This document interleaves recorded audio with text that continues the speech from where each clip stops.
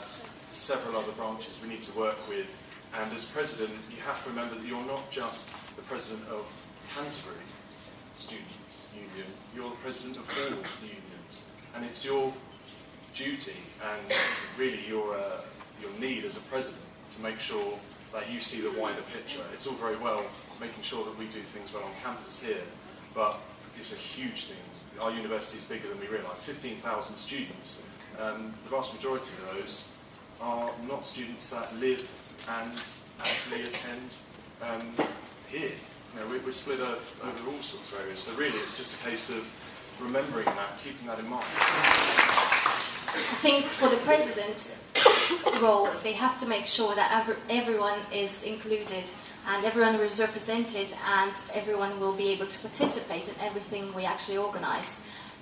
As a vice president at the moment, I'm the link officer for Broadstairs, and I go there every week, and I kind of learned how much they feel they're not appreciated and they don't feel like we get involved. So what we can do is, if they want to get involved with sports teams, then we can help them do that, or if they just want us to get events and representation down there, then that's what we can do as well for every single campus. We are here to represent all of them, no matter where they are or where they study, and we don't just talk about the college, we can talk about people who study part-time at other places like Bristol even. So I think we have to fight for students and to be represented no matter where they are and who they are. I think we already have some benefits in place. If you look at Parham campus, we already have some students there that are from an arts college. I sort of agree with Sylvia, it's more just providing links. Like we already have such a huge intake of mature students, foreign students, part-time students, so we're quite an acceptable university, and what's not to say that we have some college students and just help them along. I think there's lots of systems in place already that help people that are at college to get where they want to be, and we can just help.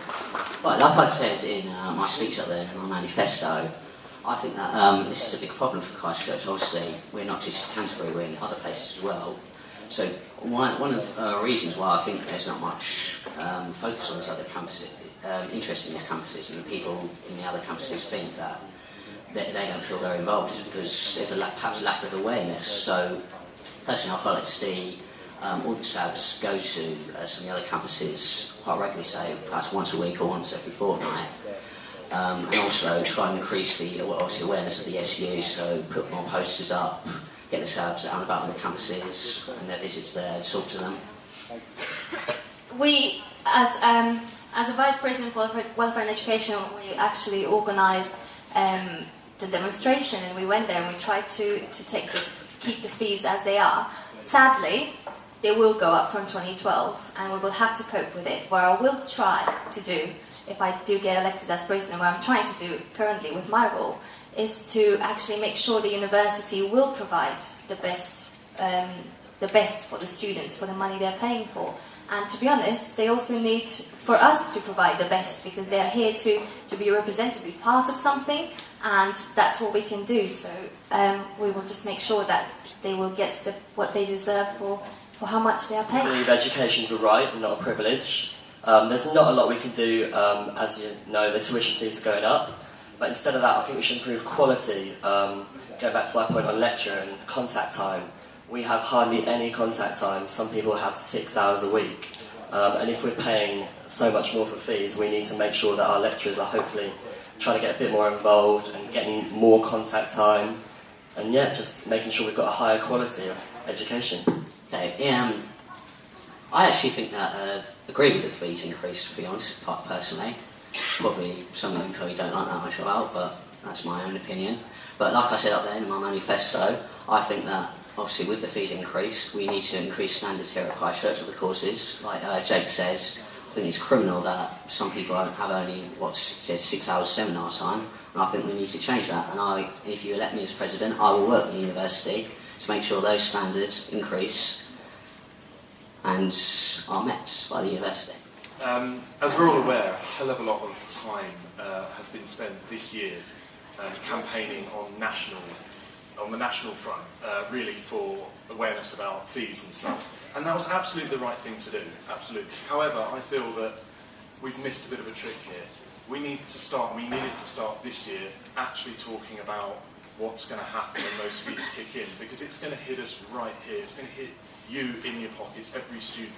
And that's why at the very heart of my manifesto is a pledge to immediately start a campaign, a major campaign to lobby the university to start to answer those hard questions. How are you going to increase the bursaries? How are you going to increase the hardship funds? Because believe me, the current funding at the moment is not enough. Those hardship funds are going to run out. They are not going to be enough. When those fees kick in, the university is not prepared at the moment for the level of money that it's going to need to pay out to support its students. This is absolutely the heart of what I want to achieve as president. I'm still going to campaign on national issues, but I want to bring it home to Christchurch. Well, the first thing I would change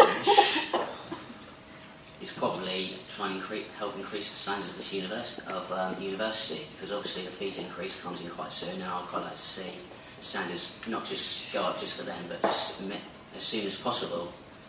As for the most important role of my job, I suppose that is representing you guys and making sure that your university's experience is as good as possible. One of the very first things I would change, if I got the presidency, would be a totally new approach to the way we interact with mature and postgraduate students here at the university. They are a hugely important part of our university, and although we've made great leaps and bounds in the last few years in the way that the Students' Union can become more representative for them, there is so much more we can do, so much more. The first thing I would do as a president is start implementing the new strategic plan and make sure that the transition year we will be in will be absolutely successful, so we'll make sure the first and second years will actually come with us to the new building in 2012. If we don't get it right, students won't come with us, they won't understand why we're here, but the fact that we're here to represent them and increase participation. And as a president, I really think participation and representation are two major things that we have to focus on. And tell students who we are and what we do, and the fact that they can get involved no matter what they want to do. If they want advice casework, if they want just play in a sports team, if they just want to be a student rep, if they want a bit more, we are here to facilitate that. So I'll make sure everyone actually knows what we're here to stand for as a student union. I think, although a change over time, definitely for education qualities we need to look into lectures, seminars and assessment, because they were the main things that you, the students, have come up and approached me personally about as main issues within the campus. But just because something's changed first doesn't mean other things aren't going to change.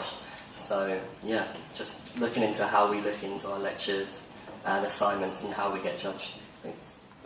As I said in my manifesto and in my speech, I've worked with the Students' Union over the last 4 years. I'm well aware. I've worked with presidents, I've worked with sabbatical teams. I'm very well aware of the pressures that come with this role. I'm ready for that. I've done a lot in my time here at Christchurch. I've juggled doing an incredibly intensive postgraduate course with running in elections for you guys, and to represent you guys. I've sat on academic board meetings whilst having to do my course, so the pressures aren't really aren't a worry for me. Mentioning the building, that's also another major part of my manifesto. I don't feel that you guys have been given as much information, as much choice about the decisions being made regarding your new Students' Union as you could be. I really am passionate that the new building reflects exactly what you guys want, not just what. I am already a sabbatical, and I'm used to the way a sabbatical job runs every day. It's not 9 to 5, it's always, might be till 10 o'clock. I'm doing a lot of committees and that the president goes to as well. We do a lot of things together because the welfare and education side ties in very well with the president, and I can also see what the current sabbatical is doing. I'm prepared for it, that's why I'm running for it, so I'm really sure I could do a good job. I think as students we all know how to cope with pressure. I think my managerial experience with a retail has given me great sort of experience on how to deal with pressure. I think also as the president it's more about sort of oiling the machine and running it, so just delegation skills, and I think I cope great with pressure. So is anyone, how would I cope with pressure of being a union president. Well, anyone who knows me will be able to attest that I'm quite a hard worker. I'm a really determined person, and I work bloody hard to make sure that you get the best deal out of your university life as you do. I am a sabbatical officer. I'm the Vice President Welfare and Education, so that's the best experience you could probably have, being an actual sabbatical and knowing how it is to actually run the union on a day-to-day basis. But if you want to know more about me, I've been the Education Officer in my 3rd year.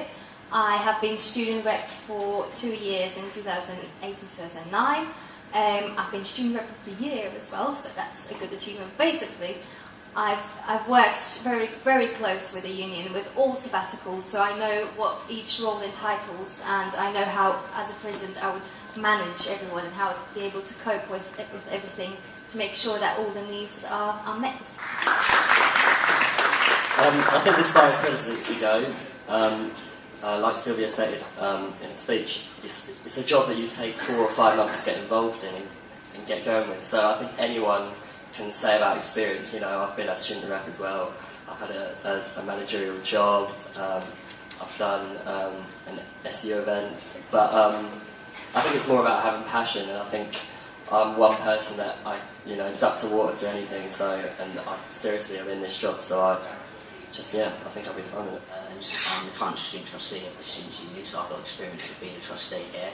And also at school, I was my class rep. Vision for the SU, I just want to basically make sure that we're here for you if you've got any problems, and we help make your university experience the best it can possibly be. Right, wow, experience. Where do I start? Okay. As far as understanding what students want at this university, I'm the only candidate to have actually studied at every level of this university. I did my first degree here, I did my master's here, and I did my PhD here. I've also taught at this university, so I've been on both sides of the fence. I've served 4 years on Union Council as postgraduate officer, as education officer, as executive officer, but that's enough about my experience. I think it's pretty obvious that I'm pretty well qualified for the job. To be honest, the reason why I think I'm the most suitable candidate is because I genuinely have a passion for this place. Anyone that knows me knows that I live, eat, sleep, and just dream Christchurch. I love you guys.